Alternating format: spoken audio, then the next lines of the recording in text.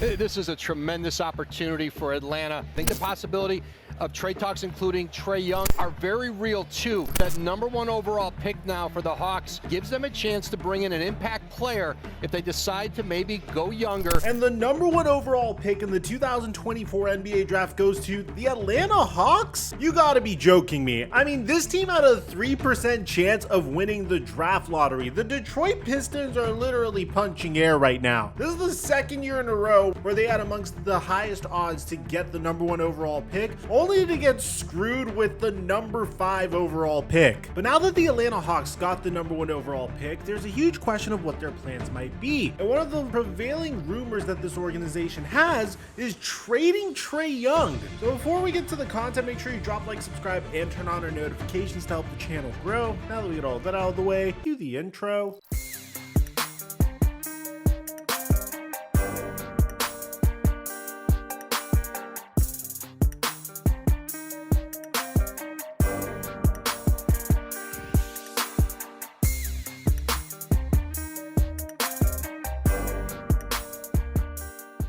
Just turned $25 into $225, $35 into $105 the night before, and now PrizePicks is giving us another free square. All Caitlin Clark needs is 1 point in her WNBA debut, and her square will hit. I give away all my picks for free on my Instagram story at TheFlightMike. You guys have been hitting me up in the DMs letting me know how well it's been going for you guys. And right now you'll get up to a $100 deposit match when you use my promo code FlightMike when you sign up for PrizePicks, or just click in the link in the description down below. And thank you, PrizePicks, for the sponsor. Mic check 1 2 1 2. What's going on, everybody? If you happen to be living underneath a rock yesterday, then I have some news for you. The Atlanta Hawks were able to win the #1 overall pick in the 2024 NBA draft, despite them having a 3% chance at doing so. I know Pistons fans, it sucks. This is the second year in a row it happened to you. But what's important here isn't the fact that the Detroit Pistons lost 28 games in a row and still didn't get the #1 overall pick. No. The important part about this is the fact that there are big changes coming to the Atlanta Hawks this offseason. The moment they've won the 2024 NBA draft lottery, the futures of some of their biggest names in recent history were put on the hot seat, including their franchise cornerstone for over the past half decade. This is a tremendous opportunity for Atlanta. I think the possibility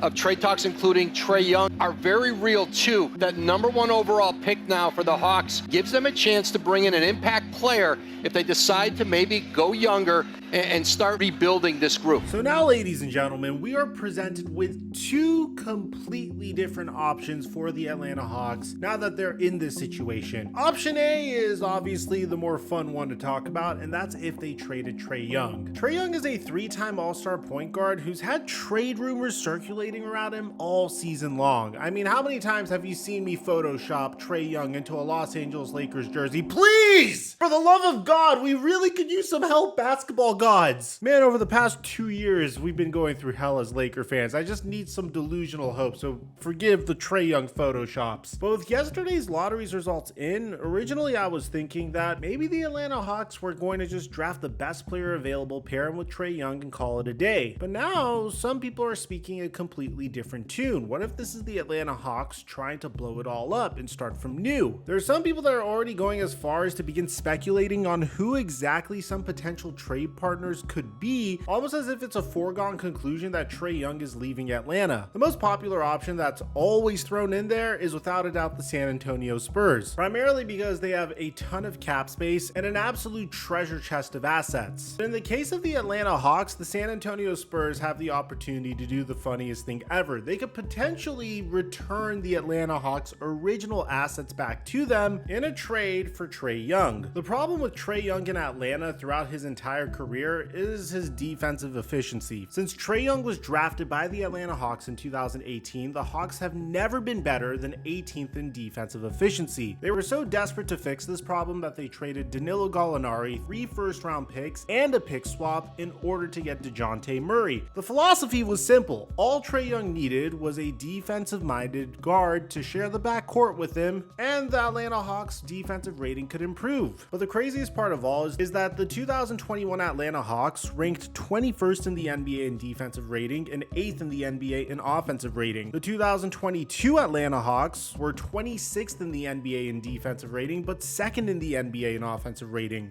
Now the 2023 Atlanta Hawks, year one of DeJounte Murray, still ranked 22nd in the NBA in defensive rating and 7th in the NBA in offensive rating. And this latest iteration of the Atlanta Hawks somehow got even worse, 27th in the NBA in defensive rating and 12th in the NBA in offensive rating. So clearly the DeJounte Murray trade didn't work out, and now this team has significantly less assets and can essentially get extorted by the team that traded them DeJounte Murray to begin with. So what the Atlanta Hawks could receive in a potential trade with the San Antonio Spurs is 2 lottery picks from this year's NBA draft, but they could also regain control of their own draft picks from 2025 to 2027. But the question is would the San Antonio Spurs do that, especially if the Atlanta Hawks are in the midst of a rebuild? To get Trae Young and to not waste a year of Victor Wembanyama, possibly. It would give the Atlanta Hawks an opportunity to rebuild and move on from the Trae Young era, as opposed to consistently competing with mediocre rosters. And meanwhile, the Hawks could also do the entire NBA a huge service, trading Trae Young to the Spurs to pair with Victor Wembanyama. Now I know what Atlanta Hawks fans might say. Mike, the reason why we sucked this past year was because Trae Young only played in 54 games. If he wasn't injured, we would have made it into the playoffs. And to be honest, that could be true, especially when you take a look at how weak the Eastern Conference is. There's no question about it. There may have been a chance that the Atlanta Hawks could have been an 8th seed or a 9th seed, but regardless, they probably still would have been a first round exit. The Atlanta Hawks team that was able to make it all the way to the Eastern Conference Finals is long gone, and they've struggled to improve ever since. And even furthermore, Trae is actually a huge part of that problem. I mean, take a look at the Atlanta Hawks whenever Trae Young played versus when Trae Young didn't play. The major differences here is DeJounte Murray scores a lot more points and defenses score a lot less points. When you take into consideration that DeJounte Murray is on one of the best contracts in the entire NBA, being signed to a contract that literally pays him $30 million a year annually, which is almost half of the max contract that could be offered to free agents this offseason. And you don't have to agree with what I'm saying, but you have to agree with the fact that the DeJounte Murray Trae Young backcourt just simply looked disjointed at times. Now don't get me wrong, there are times where Trae Young and DeJounte Murray look like the next up and coming backcourt in the NBA. For example, when they combined for 83 points against the Houston Rockets, or when they dropped 72 points against the lowly Washington Wizards on New Year's Eve this past season. It's just been very inconsistent, and I believe Trae Young's defense has really held this team back consistently. The real issue here is Atlanta's management thinking that the backcourt duo was going to be good enough to have them compete in the first place. With Bogdan Bogdanovic, Jalen Johnson, and Clint Capella, did this really sound like a team that could compete in the East? Not necessarily. So in my first scenario, the Atlanta Hawks draft Zachary Wissache, which is a player that I believe could fit on any team realistically, a strong two-way small forward that plays the prototypical 3-and-D that I'm expecting to turn into a high-end role player, because at the end of the day, this draft isn't necessarily known for having superstar level talent like last year. But if you've been watching this video up until this point and you've been a long-time subscriber of this channel, I'd expect you to ask me one thing. Mike, does it make sense for the Atlanta Hawks to trade Trae Young in this scenario? I mean, take a few steps back. In the most simplistic way of looking at the Atlanta Hawks situation, one could assume that if you're trading your superstar player, then wouldn't you be getting significantly weaker? Trae Young is responsible for most of the Atlanta Hawks offense. And while I did show you a cute graphic earlier on how much DeJounte Murray improves once Trae Young goes down, there's a legitimate argument to be made for moving on from a player that averages 37% from 3 and 26 points per game with 11 assists per game. A player that has 4.6 win shares this past year and a PER of 20.3. A player who is one of the most incredible offensive talents in the NBA during the 2021 to 2022 season at least, although recently his offensive box plus minus, which is a box score estimate of the offensive points per 100 possessions that a player contributes above a league average player, translated to an average team, has dwindled all the way to a 4.9 this past year. Don't get get me wrong, Trae Young is still a very, very good player. But as you saw with the Phoenix Suns this past year, building a successful basketball team has a lot more to do than just getting a bunch of talented players on one team and telling them to play basketball. And I believe that's where the fundamental problem is with the Atlanta Hawks. It's not the fact that Trae Young's a bad basketball player, because he's one of the best talents in the entire NBA. It's not the fact that DeJounte Murray is a bad player either, and he just magically forgot how to play defense. It's the fundamental fit between Trae Young and DeJounte Murray that's in question here. If we were in a situation where trading Trae Young necessarily meant that the Hawks would get worse, then I would say you can't trade him at this point, especially when you don't